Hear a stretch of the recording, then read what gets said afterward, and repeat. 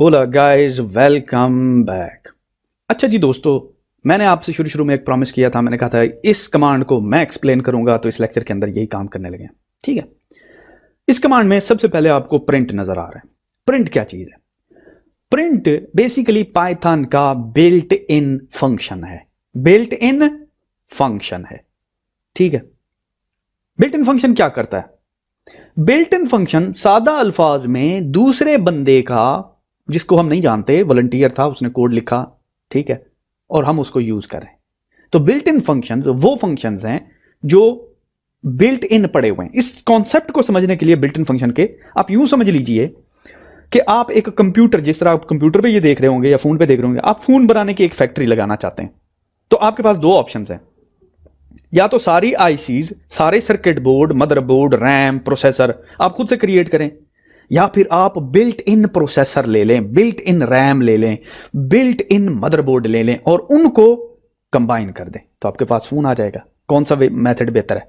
दूसरा, of course, क्योंकि उस केस में आपको प्रोसेसर बना बनाया मिल रहा है, आपको मदरबोर्ड बना बनाया मिल रहा है, तो आपको उस बेसिक फंक्शनैलिटी नहीं, री इन्वेंट द व्हील नहीं कर रहे। कहते हैं ना मिसाल, डोंट री इन्वेंट द व्हील। जब व्हील इन्वेंट हो गया तो आप दोबारा क्यों कर रहे हैं? तो इसीलिए ये जो प्रिंट की फंक्शनैलिटी है ये इनकॉर्पोरेट कराई हुई है, तो हम इसको बिल्ट इन को यूज करते हैं। इसी तरह बहुत सारे और भी फंक्शंस हैं जिनको हम बारी बारी देखेंगे। एट द मोमेंट आप यूं समझ लीजिए जो भी यहां पे है, आ रही है आपको नजर, ये बिल्ट इन फंक्शन है। अब उसके साथ आपको एक ग्रीन चीज नजर आ रही है, इसको कहते हैं स्ट्रिंग। ठीक है, ये स्ट्रिंग एक डेटा टाइप है। इसको तफसील से देखेंगे कि स्ट्रिंग डेटा टाइप क्या होती है। अभी इसकी टेंशन को छोड़ दें। बस स्ट्रिंग की निशानी यह है कि जो सिंगल कोट या डबल कोट के अंदर हो, समझ ले वो स्ट्रिंग है। ठीक है।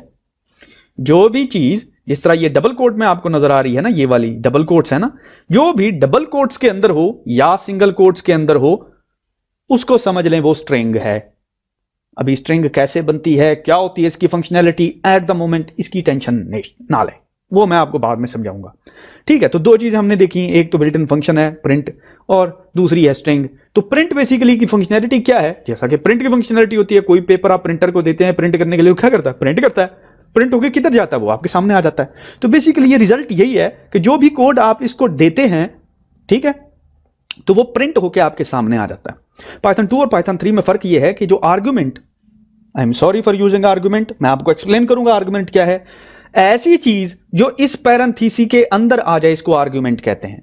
तो इस पैरेंथेसिस को आप यूं समझ लीजिए, ये अगर एक फंक्शन है, ठीक है, ये एक फंक्शन है और इसका नाम है प्रिंट, PRINT, प्रिंट। तो जब भी कोई भी चीज आप इस फंक्शन को देते हैं ना, इस प्रिंट फंक्शन को, तो वो कहां देते हैं? वो इसके हाथों में देते हैं ना। कोई भी काम कहना हो, कोई भी चीज पकड़ानी हो, तो आप प्रिंट को कहते हैं यार ये स्ट्रिंग लो, इसको प्रिंट कर दो, तो प्रिंट अपने हाथ देता है। तो यूं ये पैरेंथेसिस समझ लें, ये इसके हाथ हैं। तो कोई भी आर्गुमेंट जब आप किसी फंक्शन को देते हैं तो वो उसके पैरेंथेसिस में देते हैं, और ये पाइथन 3 की खासियत है। पाइथन 2 में ऐसा नहीं है। पाइथन 2 में आप सिंपल जो है ये पैरेंथेसिस हटा के स्पेस देते हैं सिर्फ। लेकिन आपको उस बारे में परेशान होने की जरूरत नहीं है, क्योंकि पाइथन 2 की हम बात ही नहीं कर रहे। ठीक है। उसकी रीजन ये है कि अगर आपको पुराना कोड देखते हैं, और अब मैं नहीं चाहता कि आप परेशान हो जाएं देख के कि यार वो सर ने तो समझाया था कि उसके अंदर पैरेंथेसिस होती है, इसमें तो नहीं है। अगर वो ऐसा नजर आ जाए तो वो पाइथन 2 होगा, 3 नहीं होगा, क्योंकि हम 3 में सीख रहे हैं। चलें, मैंने एक बात की, मैंने कहा कि इसको डबल कोट या सिंगल कोट में रिप्रेजेंट करते हैं, तो चलिए मैं इसको सिंगल कोट में लिखने लगा। ठीक है, सिंगल कोट में।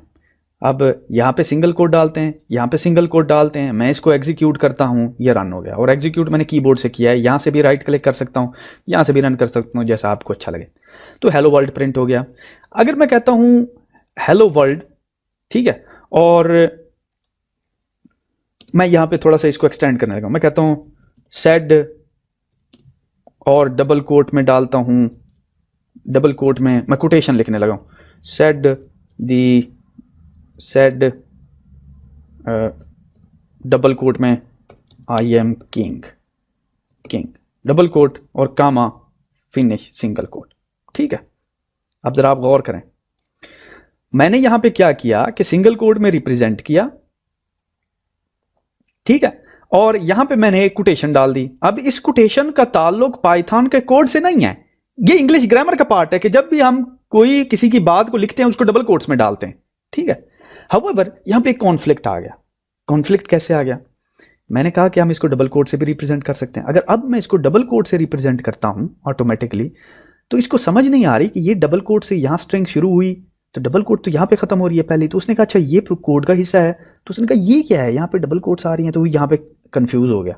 अब अगर मैं इसको एग्जीक्यूट करता हूँ तो ये मुझे एरर देगा और ये कहेगा कि इनवैलिड सिंटैक्स। मुझे समझ नहीं आ रही कि ये आई एम किंग कहाँ से आया। उसकी रीज़न ये है कि पाइथन के कोड को भी मैंने डबल कोट से रिप्रेजेंट किया, इंग्लिश ग्रामर को भी डबल कोट से रिप्रेजेंट किया, तो वो कंफ्यूज हो गया।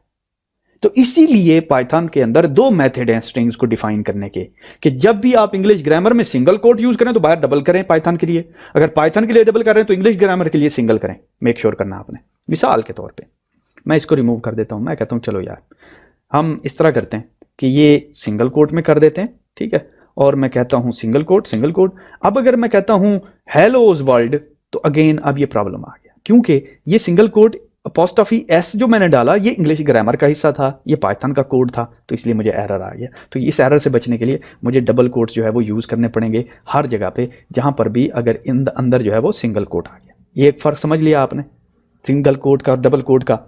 अच्छा, ये तो हमने देखा कि किस तरीके से हम स्ट्रिंग रिप्रेजेंट बेसिक जो है डाल सकते हैं।